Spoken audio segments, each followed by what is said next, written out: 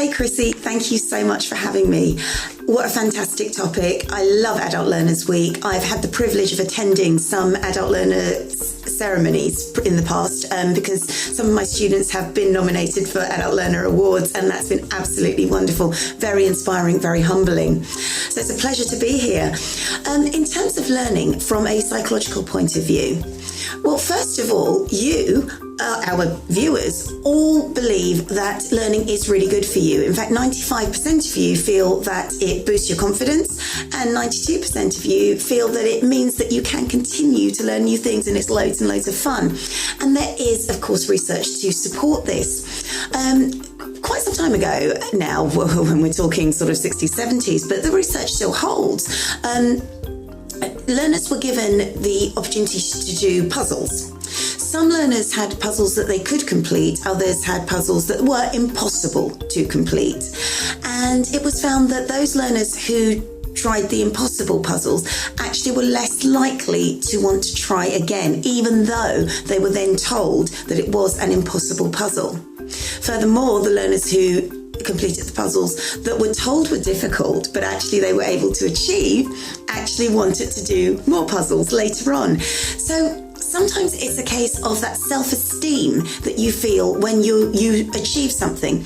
And indeed, we've talked about this before in terms of happiness. The achievement actually releases a happy endorphin, and we feel very, very positive that we've completed something, that we've achieved something. So that's really good for us. Also, in terms of learning can relate to an awful lot of repetition, and that is how to get something imprinted in our brains.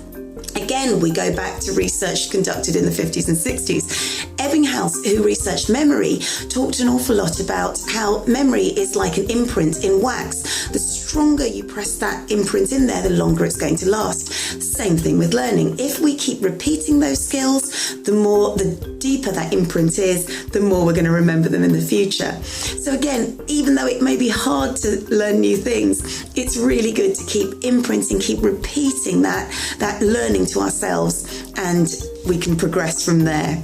Not only that, if we train our brain to get used to learning and used to repeating, we are able to then make that a little bit more habitual, and we can take on more learning in the future. Another reason why it's so good for us is because we lose our fear of learning. As we get older, we actually have a greater fear of failure.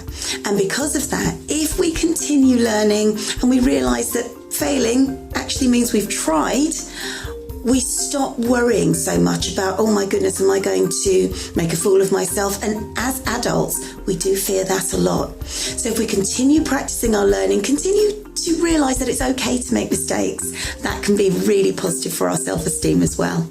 Research has shown that continuing learning throughout the lifespan can also slow or stop the onset of Alzheimer's or dementia as we age. Therefore, it's very important to continue learning because we continue getting those chemical reactions in our brain, which kind of reminds us physiologically that we're still able to take on more information. Also, as I've said earlier, if we stop learning, we actually begin to start believing that we can't learn new things, and we begin to get very afraid of learning, which may stop us socially as well. Learning is a very social thing. Again, learning really relates to very, very old research, but research that still remains. Vygotsky talked about learning, and his view of learning was that we have a capacity to learn. He called it the zone of proximal development, which may be so high. But if we work with a more knowledgeable other, they can extend that zone of proximal development to perhaps so high, depending on how good that more knowledgeable other is, and also how great our capacity is to learn in the first place. Therefore, learning is also very social. We may learn things because we join a club and therefore make new friends, and that's very good for our self-esteem. So there's other little benefits of learning that we may not realise as associated with the learning itself. But if we stop learning, we may also lose those extra benefits as well. And the last thing, of course, we want, especially as we get older, is to become more isolated, because again, not only do we fear learning new things, but we may begin to fear social contact. And again, one of the symptoms that we ask people to look out for when it comes to if you're concerned about an elderly relative developing dementia or Alzheimer's is that withdrawal from social company. So again, learning is not just good for us because it continues to keep our brains active, but it keeps us social and builds our network as well. Well, as far as I'm concerned, any learning that you enjoy is good for you. However, there are certain preferences that we may have in the way that we learn. So the question I'd like to ask, first of all, is what do you do when you get, say, a new mobile phone? Do you dive straight in and just have a play with it? Or do you ask the person in the shop to instruct you as to how to use it? Or do you read the instructions? Those three different ways demonstrate three different preferences we have for learning. I say preferences because it doesn't mean that if we have to learn in a different way, we can't do it. It's just that we prefer to learn in that particular method. The ones who dive straight in are the kinesthetic learners, the ones who like doing and learning through perhaps following someone or watching a demonstration and doing it at the same time. That learning is more likely to stick for you.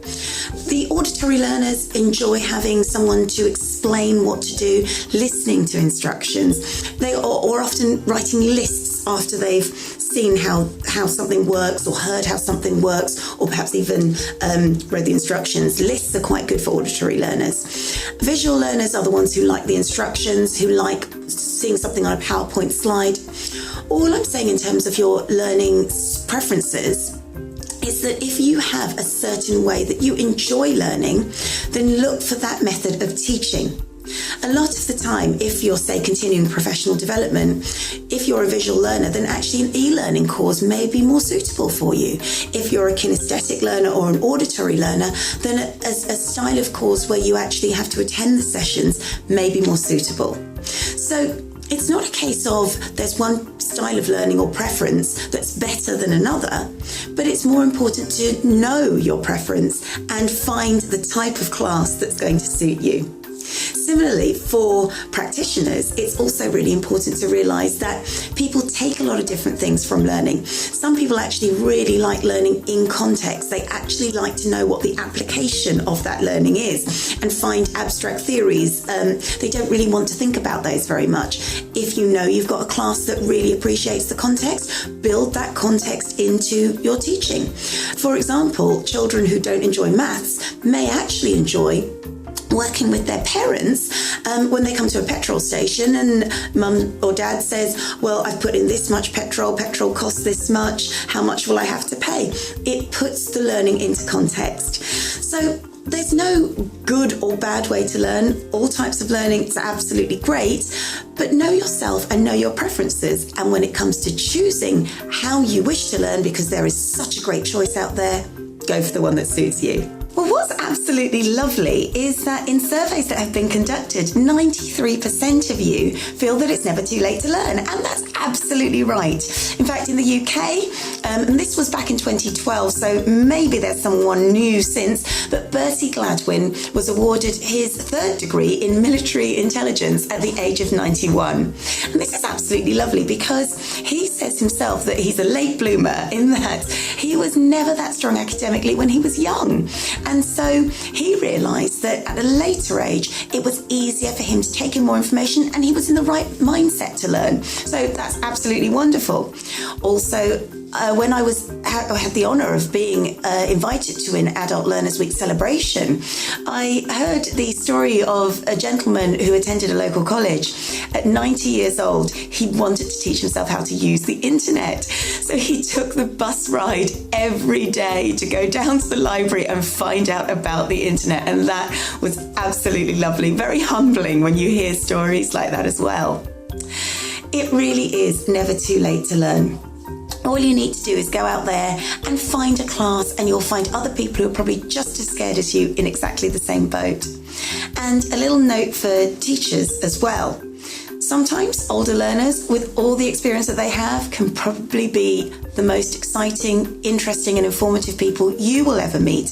And you can always learn from your students, no matter what their age. I've been privileged to teach from very, very young primary, year one and reception, right up until adult education. And every single class has always inspired me, and that's absolutely wonderful. So thank you to all of my ex-students as well. It's never too late to learn. Just find something you enjoy and go for it.